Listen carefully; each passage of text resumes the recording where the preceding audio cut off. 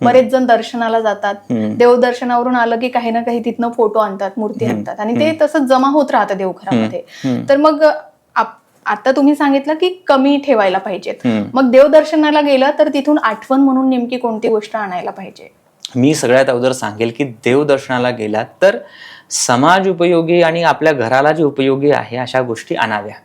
आपण काय करतो, समाजाचा उपयोग बघत नाही. काही कालांतराने जे काही शोपीस आहे ते आपण किंवा देवाच्या जे काही प्रतिमा आहे ते कोणत्याही झाडाखाली ठेवून देणार, ते विटंबना होते. तर असं होणार नाही याची काळजी घेतली पाहिजे. मुख्यत्व करून मी जेवढंच सांगेल की प्रसाद म्हणून तुम्ही ड्रायफ्रुट्स तिथून आणा, जो घरामध्ये तुम्हाला व्यवस्थित होईल. एखादी पुस्तक आणा, आज ज्ञानाची खूप गरज आहे. जे सोयीस्कर पडेल, जे तुम्ही वाचू शकाल तो प्रसाद म्हणून घेऊन या, ना की मूर्ती. कारण की ऑलरेडी आपल्या घरामध्ये इतके आहे. आणि मला सांगायला अभिमान वाटेल की आपल्या महाराष्ट्रामध्ये अशा काही NGO आहेत की त्या देवांच्या प्रतिमा त्यांना तुम्ही डोनेट करता, ते व्यवस्थित पद्धतीने त्याला रिसायकल करून चांगलं काम करत आहेत. तर अशा ठिकाणी तुम्ही त्या गोष्टी नक्की त्यांच्यापर्यंत डोनेट केल्या पाहिजे, जेणेकरून आपल्याला समाजाला पण त्याचा उपयोग होईल. खूप सुंदर, खूप सुंदर मार्गदर्शन आहे. आता आपण देवघरामध्ये रोज पूजा करतो, पण कुलदेवतेला वर्षातून एकदाच जायचं आहे, तर मग ते जाणं तितकंच महत्वाचं आहे का? आणि कुलदेवतेचं दर्शन घेताना आपण कोणत्या गोष्टी किंवा ओटी भरणं वगैरे आहे, तर त्या प्रथा विधी कशा कराव्यात? आपल्या धर्मामध्ये जी ही गोष्टी सांगितली जाते त्याच्यामध्ये खूप वैज्ञानिक आणि सामाजिक अर्थ दडलेला असतो.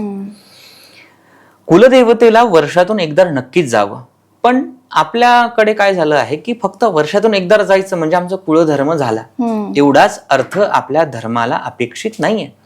आपला धर्म सांगतो की ज्याही वेळेला तुम्ही वर्षातून एकदा कुलदेवतेला जायचंच आहे, सोबत विशिष्ट कुळाची विशिष्ट तिथी दिलेली आहे. त्या तिथीला त्या वारी तुम्हाला तुमच्या स्वतःच्या घरी कुलदेवतेचं करायचं आहे. आणि हे ते आपले जे काही भाट असतात, जे कुलगुरू असतात, जे हेळवी लोक असतात, ते विशिष्ट तारीख सांगतात की चैत्र अष्टमीला तुम्हाला तुमच्या घरामध्ये करावं लागेल, अश्विन अष्टमीला तुमच्या घरामध्ये करावे लागेल. कोणाकडे बघतात तुम्ही की आमच्याकडे रक्षाबंधनच्या दिवशी देवीची पूजा असते. सो जे काही तुमच्या तिथीगत तुमच्या कुळानुसार तिथी दिलेल्या आहे त्या दिवशी तुमच्या घरामध्ये ते विधान झालं पाहिजे. जेव्हाही तुम्ही कुलदेवतेला जाणार तर कुलदेवतेला दर्शन घेतल्यानंतर डायरेक्ट आपण आपल्या घरी आलं पाहिजे.